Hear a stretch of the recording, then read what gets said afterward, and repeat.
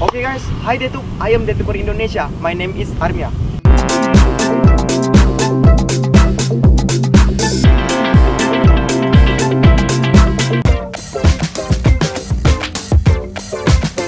Di video kali ini saya akan membuat sebuah video tentang pembersihan sampah. Ya, di tempat kami sangat banyak sampah-sampah masyarakat yang dibuang tidak bertanggung jawab. Ya, di video kali ini saya ingin mengikuti proyeknya Klien Planet.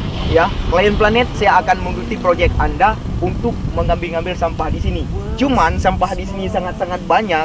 Saya akan membawa komunitas Detuk Community Indonesia nantinya untuk membersihkan sampah yang ada di sini. Ya, sekarang lantaran saya ini sendiri, saya akan mengambil sampah-sampah yang ada di lingkungan sekitar. Oke guys, langsung saja kita menuju untuk mengambil sampah.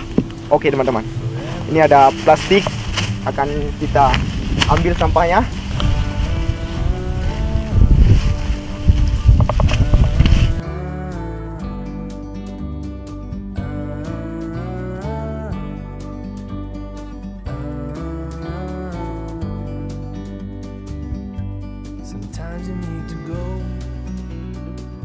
Banyak sampah masyarakat yang dibuang tidak bertanggung jawab.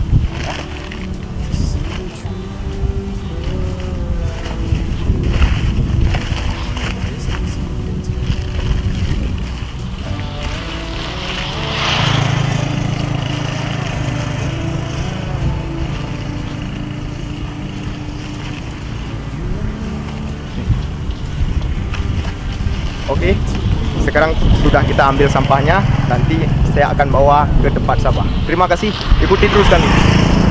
Oke, Klien Planet, ya. Sampah yang kita ambil tadi di sana, sekarang kita akan membuang pada tempatnya, ya. Ini merupakan tempat yang disediakan oleh pemerintah, ya, tempat tong sampah. Ya, kita akan membuang kemari. Oke.